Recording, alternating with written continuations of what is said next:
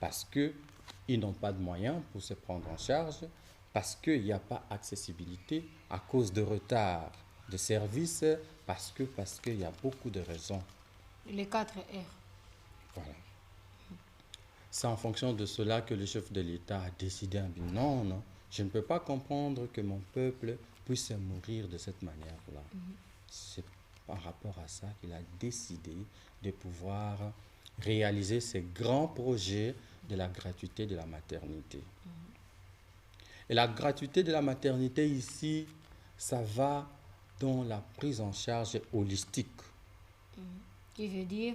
On ne peut pas nous dire que non, on va juste vous suivre la CPN. Non, ça veut dire qu'il y a la prise en charge totale de la grossesse, dès le premier trimestre jusqu'à l'accouchement.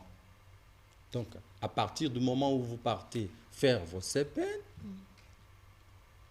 les produits qui sont en train d'être administrés, la consultation de médecins et tous les kilos, comme le disent les mamans, donc, sont pris en compte dans cette enveloppe de la gratuité de la maternité. Mais ce n'est pas ce qui se passe.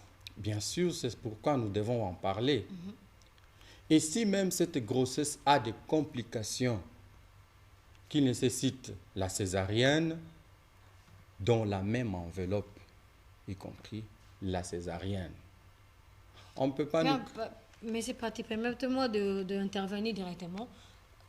On était quelque part, je ne peux pas citer la structure sanitaire, mais il y avait un petit souci. Mais malheureusement, à la fin, on nous a dit que les paquets, c'est vrai, mais la salle d'op, c'est bon, mais par rapport à l'anesthésie, la maman était obligée de débourser plus de 150 000 francs parce que ça dépendait que par rapport au paquet, vous n'avez pas mis l'accent sur ça.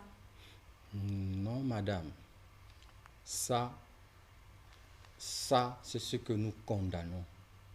La gratuité de la maternité comprend tous les aspects de la prise en charge. Même ce qu'on appelle le kit opératoire. Voilà. Parce que dans le kit opératoire, on voit l'anesthésie, on voit tout. Tout y compris l'anesthésie. L'intervention chirurgicale, les produits qui seront administrés et tout.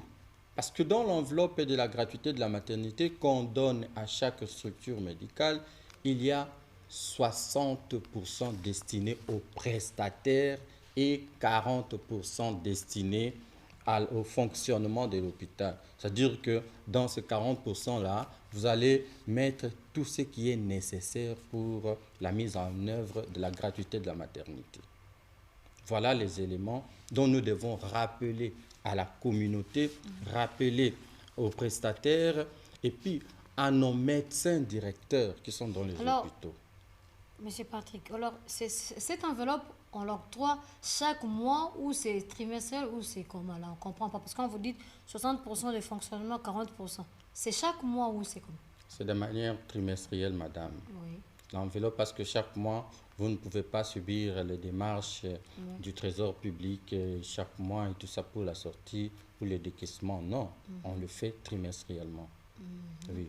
C'est comme nous avons commencé au mois de décembre, au mois de septembre, c'est un trimestre et maintenant, c'est le deuxième trimestre qui comprend.